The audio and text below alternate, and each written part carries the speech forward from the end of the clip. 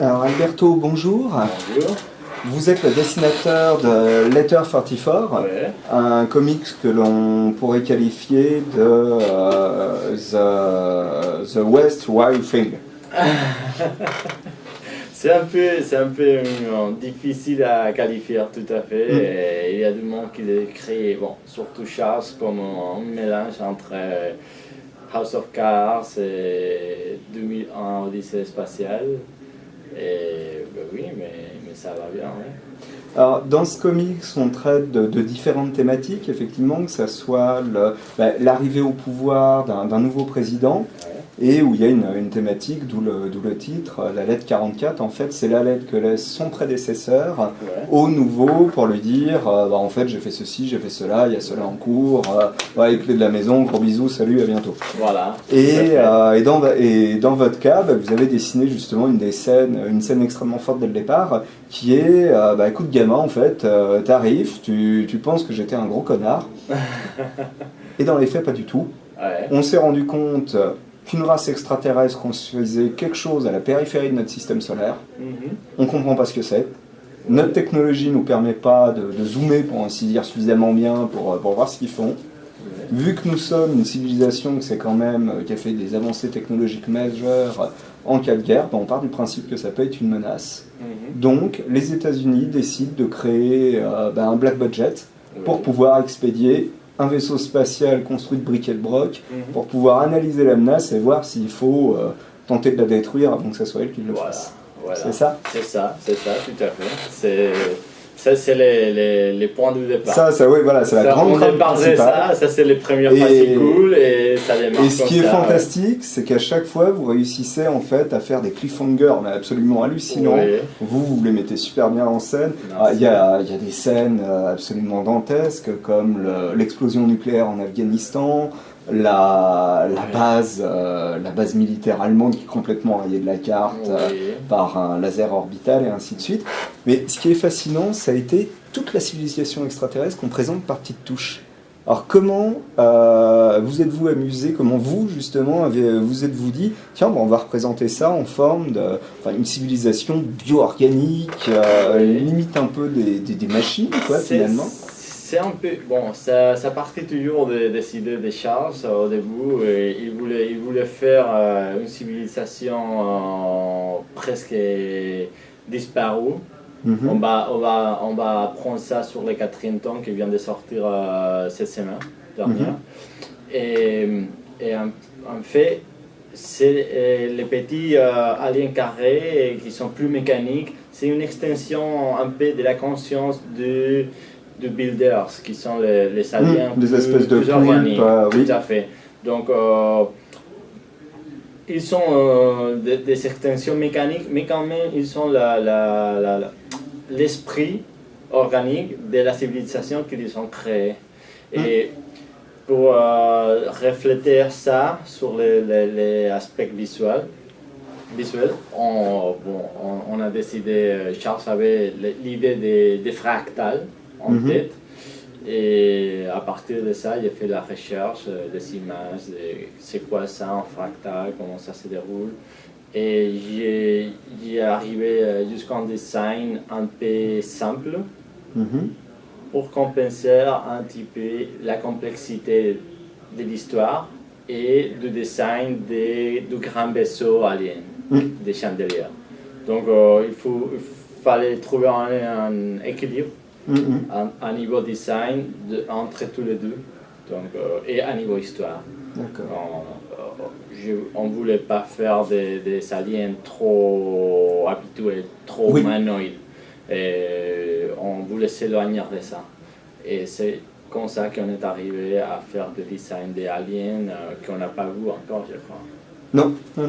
Non, puis ce qui est fantastique en plus, c'est qu'à chaque fois, il y a toujours, comme à chaque fin, enfin je disais quasiment tous les 4-5 numéros, il y a un cliffhanger qu'on n'attend pas forcément sur où vous faites des virages en 51 degrés et vous nous emmenez tout à fait ailleurs. Par exemple, effectivement, au début, ça commence comme un jeu de pouvoir. Le nouveau président arrive et doit imposer sa marque. Et effectivement, il y a tout un tas de petites intrigues par rapport à lui, par rapport à sa femme, par rapport à l'ancien président qui n'a pas lâché la rampe.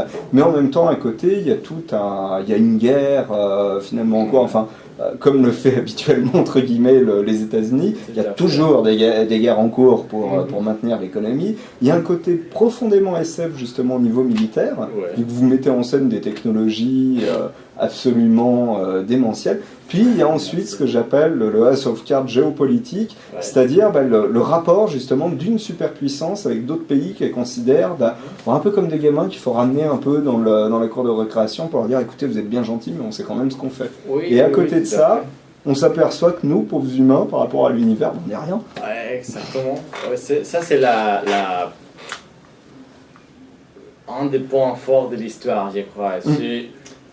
Oui, ça se déroule à la Terre. Et qu'est-ce qui se passe là avec toutes les guerres, tous les problèmes politiques et les guerres pour les pouvoirs. Et en même temps, les conséquences de tout ça. Et qu'est-ce qui se passe à l'espace et qui a un effet direct sur ça qui se passe à la Terre. Donc oui, on trouve beaucoup de cliffhangers, comme tu disais avant. C'est vrai, c'est toutes ces histoires qui ont en contrôle nous permettent de faire ça, de sauter d'une histoire à l'autre et laisser toutes les histoires au moment où il y a quelque chose qui va passer. C'est important, donc on peut justement changer l'histoire. On fait clic sur la tête, on change de scénario et on laisse les lecteurs qui veulent continuer. Tu vois? Et ça, c'est le point fort de Cliffhanger. Et Charles et moi, on les fait tout le temps sur les fascicules. Et les cliffhangers les plus forts, ça toujours arrive à la fin de chaque arc. Dans chaque tome, il y a un cliffhanger énorme et on apprend quelque chose de très important, où il y a des effets importants et ça nous laisse avec le désir de continuer à lire. Alors moi je me suis arrêté pour l'instant à celui où on a l'un des astronautes humains qui revient à bord d'un astéroïde qu'on pensait qu'il allait s'écraser. Ça c'est le fin du tome 3. C'est le tome 3, donc le tome 4 vient de sortir parce que tu nous as dit. Jusqu'à Trailleur, D'accord. Est-ce que vous avez d'ores et déjà prévu une fin tous les deux? Oui, c'est prévu de début. Ah d'accord, donc en fait depuis le départ vous avez votre idée. D'accord. Oui, tout à fait. Et Charles a prévu faire 35 fascicules qui vont boucler sur les 6e tomes. Donc ici en France, c'est publié un tome.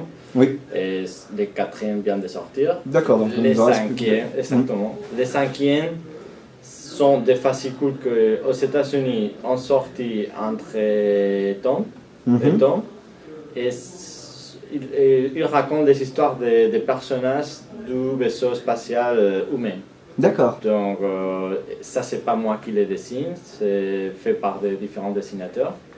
Et sur le 6e, je reviens, je reprends l'histoire principale et on va finir l'histoire. Alors c'est une pause, tu passes à d'autres projets ou non, c'est la fatigue parce que c'est vrai que ça a l'air assez intense quand même comme rythme de travail. Oui, les comics, le rythme américain c'est super fort, ça fait un fascicule chaque mois et on travaille en avance un petit peu, donc j'ai entre 4 et 5 semaines pour faire les fascicules, ça fait 22 pages. Ça fait des journées de combien d'heures? Plus la couverture chaque 5 semaines. Donc c'est un rythme de travail infernal et c'est pour ça que l'éditeur a décidé de faire les petits. Bon, l'éditeur Charles m'ont laissé souffler un petit peu entre arc et ils ont fait les fascicules intermédiaires. D'accord. Et c'est pour ça que ces fascicules ne sont pas dessinés pour moi. C'est un autre dessinateur. Ça me permet d'avoir un petit peu plus de temps pour attaquer le prochain volume. D'accord.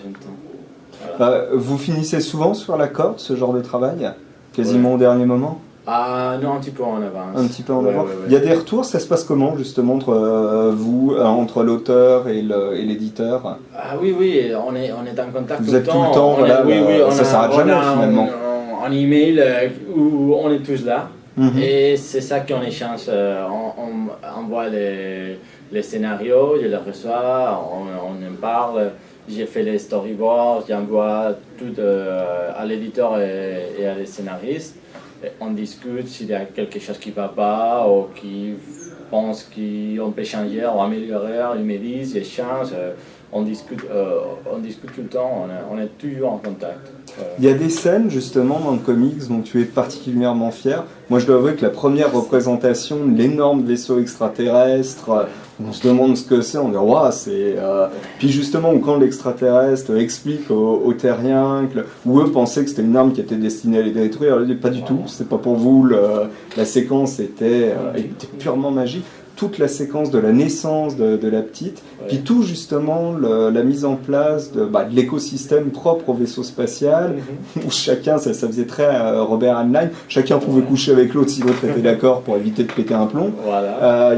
T'as très belle séquence, le blast atomique en Afghanistan, la scène par rapport le run sur l'ancien président dans la réplique de la Maison Blanche, c'était super bon.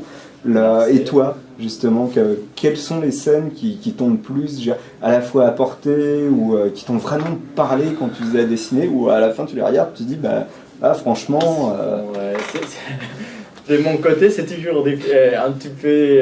C'est un peu tout. C'est difficile de finir une planche, une séquence. Et dire ok, je suis satisfait parce que j'ai vu toujours mes défauts, des trucs à améliorer, mais je m'éclate. Toutes ces scènes qui tu commentais tous sont des défis différents. Il faut trouver de la documentation, de l'inspiration, de l'invention. Mais bon, personnellement, je m'éclate surtout avec les scènes d'action sur l'espace. Ce sont des trucs qui me permettent de jouer avec les personnages, la gravité zéro, les aliens, des trucs qui on ne dessine pas tous les jours, tu vois. Donc avec ça, c'est ma côté préféré. Mais quand même, dessineurs des présidents ou des politiciens qui parlent autour d'une table, et les faire d'une façon qui ne soit pas ennuyante pour le lecteur, c'est un gros défi aussi. Et si j'arrive à faire ça, pour moi, c'est satisfaisant. Okay. Vu que la fin est quasiment, enfin je dirais pas proche, mais qu'elle commence à arriver, tu as déjà des projets en cours ou tu commences déjà à prévoir l'après? La fin s'approche, ça fait peur, mais j'ai encore... Ça va bien se passer. J'espère. Mais ouais, j'ai encore 5-6 mois de boulot sur la Terre 44. Mais oui, je commence à... Attention, si Trump est élu, là, c'est fini. Exactement. Donc voilà, je cherche la prochaine chose à faire, mais j'ai encore du boulot, donc je ne peux pas me centrer à chercher. J'ai des trucs à côté, mais rien de signé, rien sûr. D'accord. Parce que pour le moment, je préfère me centrer à finir la série et après... on verra. En tout cas, merci de nous faire autant rêver avec une si belle série. Merci à vous, c'est gentil, et à la prochaine. À la prochaine. Merci.